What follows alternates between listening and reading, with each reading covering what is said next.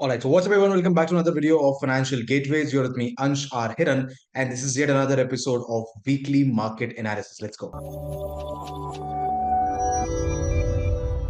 Alright, so Weekly Market Analysis everyone, ऐसी series जहां पर हम हर हफ्ते आकर मार्केट का एनालिसिस करते हैं, देखते हैं निफ्टी बैंक निफ्टी के क्या लेवल्स हैं, कौन से सेक्टर्स, कौन से ऐसे स्टॉक्स हैं जिनमें अगले हफ्ते चलने का पोटेंशियल है। सबसे पहले देखते हैं कि मार्केट ने किस तरह से पिछले हफ्ते परफॉर्म किया। सबसे पहले अगर बात करें निफ्टी बैंक निफ्टी और जो मेजर इंडेक्सेस है उनकी, तो सभी ने ऑलमोस्ट एक अच्छा पॉजिटिव रिटर्न दिया है। 1.3% बैंक निफ्टी में, ऑलमोस्ट 0.6%, और मिड कैप के अंदर 2.5% तक का हमें परफॉर्मेंस देखने मिला है। और इंडिया विक्स भी अपने काफी ज्यादा हेल्दी लेवल्स के ऊपर है, 12 के आसपास चल रहा है, विच इज वेरी नाइस। अब अगर बात करें फ्यूचर्स डेटा की, तो आप यहां देखेंगे कि फ्यूचर्स में पिछले हफ्ते तो अच्छा खासा पैसा आ रहा था, ठीक है। और इस हफ्ते थोड़ा जिगजैग देखने मिला है, थोड़ी सी सेलिंग हुई है, थोड़ी सेलिंग हुई है, और अभी भी पैसा गया है। मतलब ओवरऑल अभी भी मार्केट में पैसा जा ही रहा है। इस हफ्ते थोड़ी से एक तरह से जिगजैग मूवमेंट देखने मिले, कभी मार्केट पॉजिटिव कभी नेगेटिव था। अगर आप देखेंगे स्टॉक्स के अंदर भी कुछ दिन काफी ज्यादा सेलिंग हुई, कुछ दिन वापस रिकवरी आ गई। तो ये जो है एक पैनिक जो प्रॉफिट बुकिंग होती है लोग करते हैं, वो है एक तरह से लोगों को ट्रैप करने का तरीका है, रिटेल इन्वेस्टर को ट्रैप करने का तरीका है। ओके, लेकिन अभी भी मार्केट में काफी ज्यादा स्ट्रेंथ है, अभी तक पैसा जो मार्केट में गया है वो निकला नहीं है। ये सिर्फ छोटी मोटी प्रॉफिट बुकिंग है जो आ रही है। अब अगर बात करें ऑप्शंस डेटा की, तो चाहे इंडेक्स के अंदर हो चाहे स्टॉक स्पेसिफिक हो, सभी में से पैसा निकला है। मतलब लोग स्टॉक्स में, ऑप्शंस में से पैसा निकाल कर फ्यूचर्स में डालने की कोशिश कर रहे हैं, which is a positive sign, trending sign for the market. अब अगर बात करें सारे सेक्टर्स की, तो लगभग लगभग सारे सेक्टर्स, मतलब ऑलमोस्ट सारे सेक्टर्स ने एक अच्छा पॉजिटिव मूव दिया है, सिवाय पीएसयूज के। अब देखिए, अभी तक जो सेक्टर्स चल रहे थे, जैसे पीएसयू बैंक में बहुत अच्छा ट्रेंड पकड़ा हुआ था।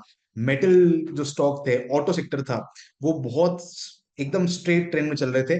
अब वो थोड़े कंसोलिडेशन मोड में आ गए, राइट। उसकी जगह पर fin nifty, private banks, right, IT के अंदर ब्रेकआउट देखने मिला है, एफएमसीजी के अंदर ब्रेकआउट देखने मिला है, फार्मा के अंदर देखने मिला है, कमोडिटीज अपने क्रूशियल रेजिस्टेंस लेवल पे है जो ब्रेकआउट दे सकता है, राइट। ये सब चीजें अब थोड़ी चलने लगी, जिसको सेक्टरल रोटेशन बोलते हैं मार्केट में, वो अब होने लगा है, ऐसा होता हुआ दिख रहा है।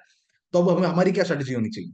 हमें सिर्फ इतना करना है कि जिन सेक्टर्स में हम बहुत ज्यादा बुलिश थे, उनमें अब थोड़ा सा स्लो डाउन होके जो सेक्टर्स चल रहे हैं उनकी तरफ मूव करना चाहिए, राइट। Very simple. जो चीजें पहले परफॉर्म नहीं कर पाई थी, अब जब मार्केट पॉजिटिव है, अब वो परफॉर्म कर रही है, मार्केट के साथ मैच होने की कोशिश कर रही है। और जो चीजें पहले आउट परफॉर्म कर रही थी, वो भी मार्केट के साथ आ रही है, थोड़ा सा अंडर परफॉर्म, थोड़ा सा कंसोलिडेट करके।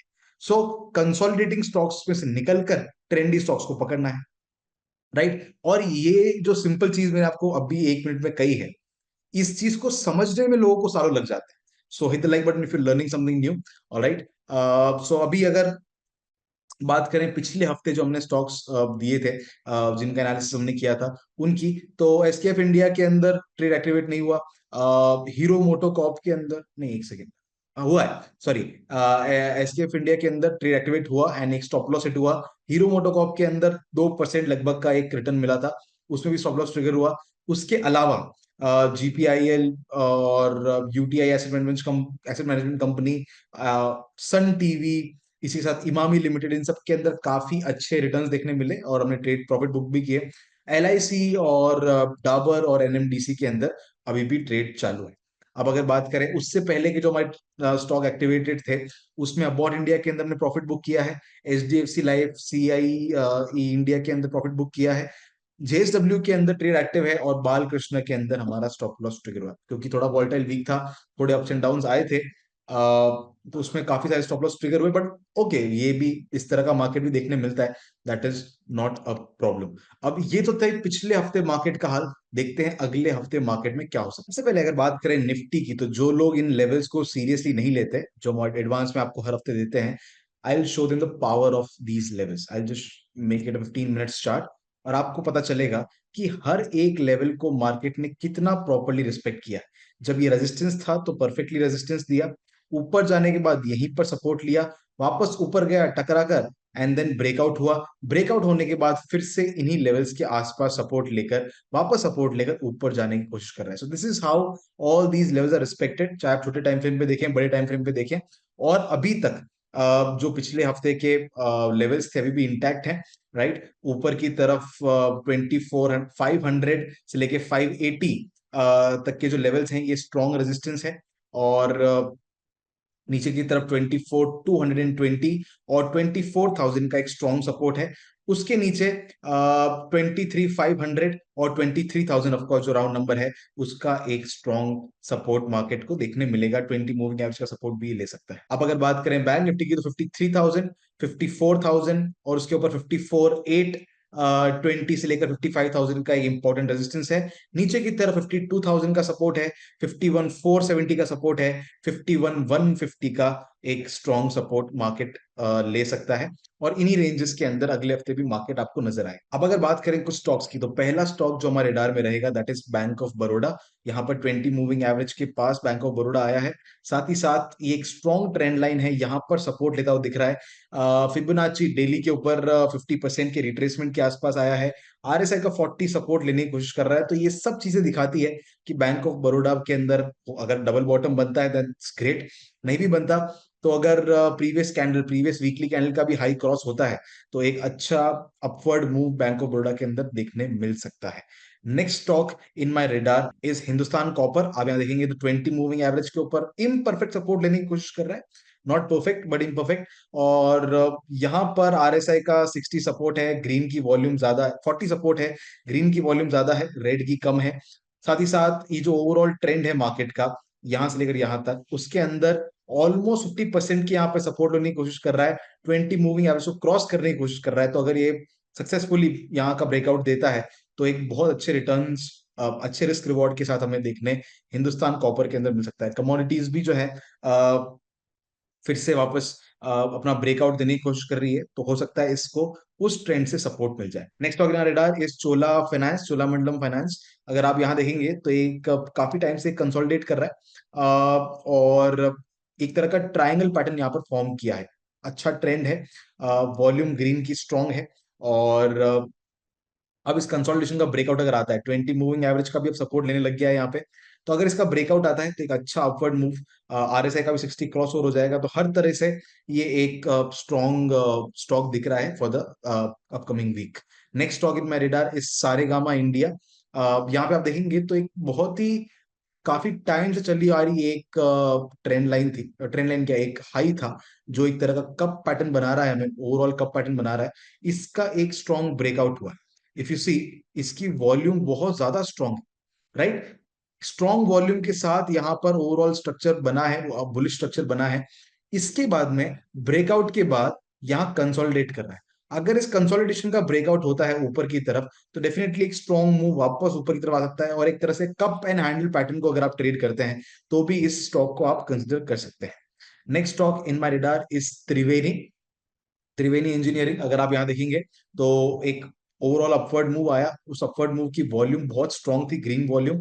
एंड जब कंसोलिडेट कर रहा है तो वॉल्यूम बहुत वीक है। 23% रिट्रेसमेंट के ऊपर आया है। आरएसआई का 60 इम्परफेक्ट सपोर्ट है और 20 मूविंग एवरेज उसके नीचे है। तो ये सब चीजें दिखाती है कि यहाँ पर एक स्ट्रॉन्ग सपोर्ट हो सकता है। सपोर्ट कंफर्म होते ही एक अच्छा अपवर्ड मूव छोटे स्टॉप लॉस के साथ एक अच्छे रिस्क रिवॉर्ड के साथ में हमें मिल सकता है। Next stock in my radar is EID Parry, EID Parry India limited.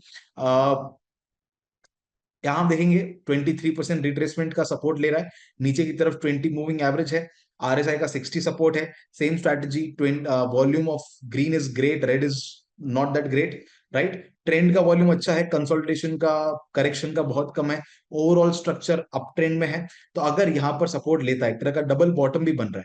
If you can not see that I just show you it. Okay, तो अगर आपको यहाँ पे एक तरह का डबल बॉटम भी दिख जाएगा, अगर इस डबल बॉटम का ब्रेकआउट होता है तो एक स्ट्रॉन्ग अपवर्ड मूव ईद पेरी के अंदर भी यहाँ पर आ सकता है। Next on radar is VBL, Varun beverages limited. ये जो प्रीवियस हाई है वापस इसको ब्रेकआउट करके वहीं पर कंसोलिडेट कर रहा है। और साथ ही साथ एक तरह का ट्रायंगल पैटर्न भी फॉर्म कर रहा है, इसको छोटे से पार्ट को देखा जाए तो अगर इसका ब्रेकआउट होता है, नीचे की तरफ 20 मूविंग एवरेज है, आरएसआई भी 60 ऊपर जाने की कोशिश कर रहा है बार बार, राइट। तो अगर ब्रेकआउट होता है तो एक अच्छा अपवर्ड मूव वीबीएल के अंदर आ सकता है। ज्यादा वॉल्यूम नहीं है तो डेफिनेटली मेरी क्वांटिटी भी इसमें छोटी होगी, बट फिर भी एक अपवर्ड पोटेंशियल इसमें हमें आता हुआ दिख रहा है। Next is Zensar take.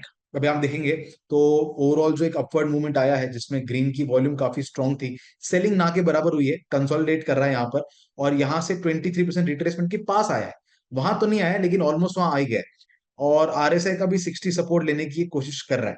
तो हल्का थोड़ा सा भी नीचे और आता है और सपोर्ट लेकर ऊपर जाने की कोशिश करता है, या फिर यहीं से सपोर्ट कंफर्म करके ऊपर जाने की कोशिश करता है, तो डेफिनेटली एक अच्छा मूव मैं एक्सपेक्ट कर रहा हूँ जेंसार टेक के अंदर। Next stock in my radar is Canfin home. Canfin home के अंदर आप देखेंगे तो एक बहुत मतलब ऑलमोस्ट एक साल पुराना कप एंड हैंडल पैटर्न है जिसका स्ट्रॉन्ग ब्रेकआउट हुआ है, अच्छी वॉल्यूम के साथ ब्रेकआउट हुआ है, राइट। वहीं पर कंसोलिडेट कर रहा है रेजोल्यूशन पॉइंट के आसपास, ग्रीन की वॉल्यूम स्ट्रॉन्ग है, रेड की ओके ओके है। आरएसआई 60 सपोर्ट है, 23% रिट्रेसमेंट का भी सपोर्ट है। तो अगर ये सब कुछ कंफर्म होता है तो डेफिनेटली एक अच्छा अपवर्ड मूव, चाहे आप कप एंड हैंडल की पैटर्न की तरफ से मानो या एक सीआईपी के ट्रेड की तरफ से मानो, एक अच्छा ट्रेड हमें मिल सकता है। चाहे नेक्स्ट वीक के लिए करें या पोजिशनल ट्रेड के लिए करें, दोनों में किया जा सकता है। Next stock in my radar is Campus activewear limited. अब ये जो स्टॉक है, ये मैं एनालिसिस कर रहा था बट मुझे रियलाइज हुआ कि ये बहुत ही क्रूशियल लेवल्स के आसपास है। How? I will show you now. This is like, look at this.